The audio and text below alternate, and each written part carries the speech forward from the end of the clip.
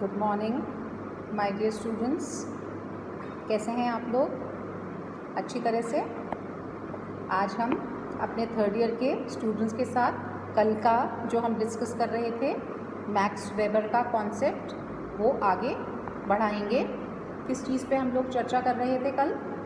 Bureaucracy यानी नौकरशाही, उसकी हम चर्चा कर रहे थे कि मैक्स वेबर ने ब्यूरोक्रेसी को किस तरीके से डिफ़ाइन करा है, और हमने साथ ही ये भी देखा कि दो तरीके से मैक्स वेबर ने ब्यूरोक्रेसी को डिफ़ाइन करने की कोशिश करी है। उसके बाद आगे हमें देखना है कि ब्यूरोक्रेसी के या नौकरशाही के क्या क्या इम्पोर्टेंट कैरेक्टरिस्टिक्स हैं, क्या क्या उनकी विशेषताएं हैं। सबसे पहले हमको मैक्स वेबर ने ये बताने की कोशिश करी कि यदि हम इसको एक संगठन के रूप में देख सकते हैं या हम उसको एक लीगल तरीके से भी, हमने दो तरीक़ों से मैक्स वेबर के अनुसार ब्यूरोक्रेसी को देखा। जब हम इसके कैरेक्टरिस्टिक्स की बात करते हैं या विशेषताओं की बात करते हैं तो बच्चों उसके अंदर एक सबसे पहले हम नियमों की कहीं ना कहीं बात करते हैं। नियमों की बात करते हैं अर्थात किस तरीके से ब्यूरोक्रेसी के अंदर नियमों का महत्व है, किस तरीके से सारी चीज़ें जो हैं वो नियमों से ही बंधी हुई हैं। अब क्या होता है कि ब्यूरोक्रेसी के अंदर अधिकारियों के जो भी कार्य होते हैं वो नियमों से बंधे हुए होते हैं या नियमों द्वारा ही सारे काम किए जाते हैं। और इन नियमों में भी क्या होता है, एक तरह से एक कंटिन्यूटी का प्रोसेस या निरंतरता जिसको आप बोलते हैं वो पाई जाती है। और दूसरे शब्दों में नौकरशाही में विभिन्न पदाधिकारियों के कार्य नियमों द्वारा स्पष्ट रूप से परिभाषित होते हैं तथा कार्यों में स्पष्ट विभाजन पाया जाता है ना। विभाजन पाया जाता है मतलब there is division of labour. मेरा काम क्या है वो मैं करूँगी, किसी दूसरे व्यक्ति का काम क्या है वो वह दूसरा व्यक्ति करेगा। अर्थात कार्यों का विभाजन एक अच्छी तरीके से इसके अंदर होता है। उसके बाद हम कह सकते हैं कि स्पष्ट और निश्चित कार्यक्षेत्र इसके अंदर होता है। स्पष्ट और निश्चित कार्यक्षेत्र का अर्थ हुआ कि नौकरशाही में हर एक अधिकारी की सत्ता तथा जो उसकी रिस्पॉन्सिबिलिटीज़ हैं, दायित्वों का क्षेत्र सीमित होता है ना। मैं ऐसा नहीं कि जो मेरी मर्जी आए मैं उसके हिसाब से काम करूँगी। जो मेरा अधिकार क्षेत्र है वो सीमित है। I can work with in my jurisdiction, और उसके बाहर जाकर मैं काम नहीं कर सकती हूँ। अर्थात जो मेरा काम करने का दायरा है मैं उस दायरे के भीतर ही अपने फैसले ले सकती हूँ। और इसमें कार्यकुशलता और दक्षता उसके आधार पर श्रम विभाजन पाया जाता है। जो डिवीजन ऑफ लेबर की हमने बात करी वो किस बेसिस पर होता है? कार्यकुशलता की आधार पर तथा आपकी कैपेबिलिटीज़, दक्षता के आधार पर ये चीज़ें इसके अंदर पाई जाती हैं। और इसके अंदर नौकरशाही में जो भी लोगों की भर्ती होती है, अधिकारियों की भर्ती होती है, वो किस बेसिस पर होती है बच्चों? प्रतियोगी परीक्षाओं के बेसिस पे। जो भी आपके ये एग्ज़ाम्स होते हैं वो उसका भर्ती का मुख्य आधार होते हैं। उसके बाद एक बहुत ही महत्वपूर्ण जिसे कहेंगे इसका ब्यूरोक्रेसी का कैरेक्टरिस्टिक है पदों में संस्तरण। संस्तरण का मतलब क्या हुआ?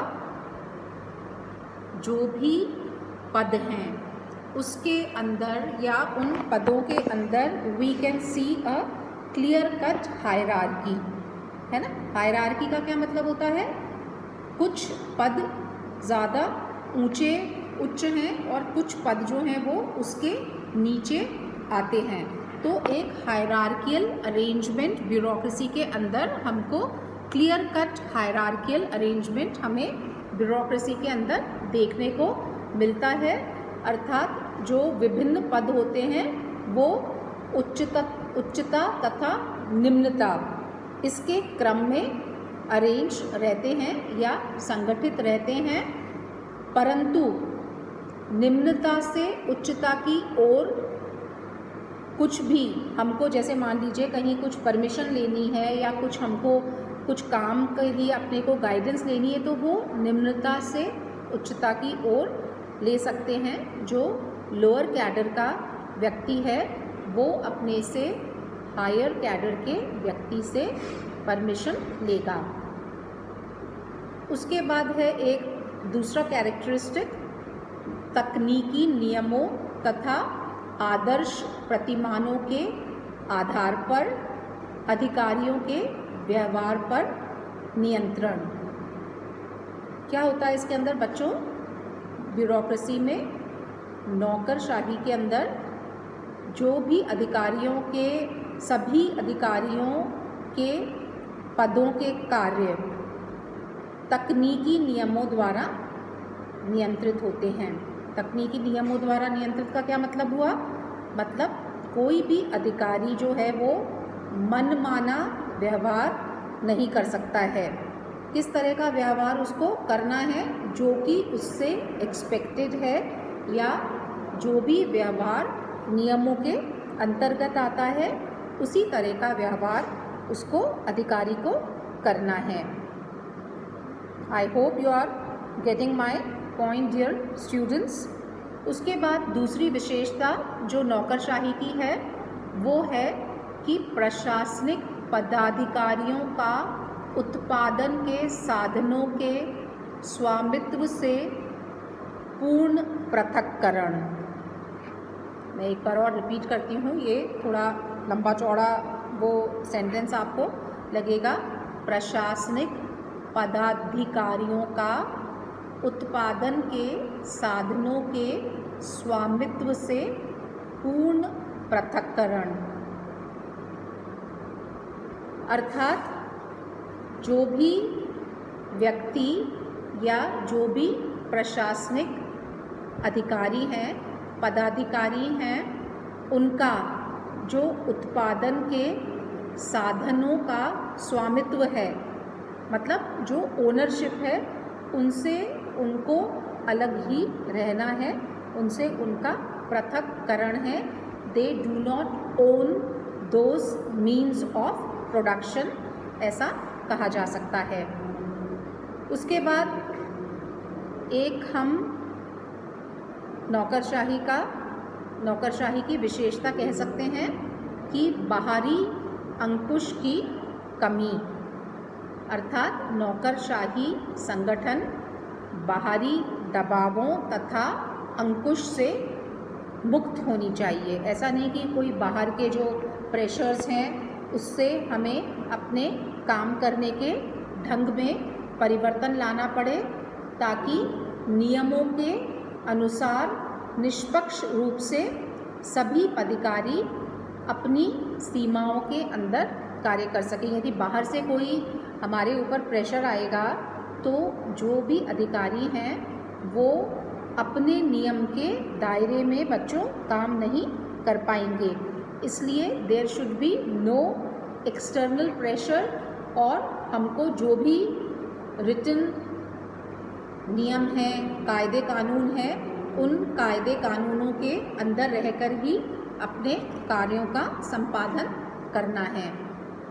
लास्ट में हम कह सकते हैं कि पदों का एकाधिकार का अभाव। नौकरशाही में पदों पर किसी एक व्यक्ति का एकाधिकार नहीं होता है या नहीं होना चाहिए, तथा संगठन का आवश्यकता अनुसार अधिकारियों को स्थानांतरित करने की स्वतंत्रता होनी चाहिए। बैंकों में बच्चों आप लोगों ने देखा होगा हर 3 साल के बाद ट्रांसफ़र्स होते हैं, है ना। बैंक में सबसे ज़्यादा आपकी जो डीलिंग्स हैं वो मनी या मॉनिटरी डीलिंग्स होती हैं, आप पैसों के साथ ही डील करते हैं। तो हर 3 साल के बाद आपको उस बैंक से आपका तबादला किया जाता है। इसी तरीके से सरकारी जो सेटअप्स हैं उसके अंदर भी ऐसा नहीं है कि व्यक्ति एक जगह पर है तो उसका स्थानांतरण नहीं किया जा सकता, बल्कि उसको दूसरी जगह भी स्थानांतरित काम के रिगार्डिंग किया जा सकता है। तो ये प्रिय विद्यार्थियों कुछ एक कैरेक्टरिस्टिक्स हैं नौकरशाही के जो कि मैक्स वेबर ने चिन्हित करे हैं, कुछ एक विशेषताएं हैं जो कि मैक्स वेबर ने नौकरशाही की बताई हैं। आज के लिए हम अपना लेक्चर जो है वो यहीं समाप्त करते हैं। एक बार पुनः बच्चों मैं आप लोगों से कहती हूँ कि प्लीज़ आप लोग अपना बहुत ध्यान रखिए कोरोना से और सेहतमंद रहिए, स्वास्थ्य के प्रति जागरूक रहिए, साफ सफाई को अपनाइए और अपने आसपास के लोगों को भी ये चीज़ें समझाइए। Okay, good bye my dear students.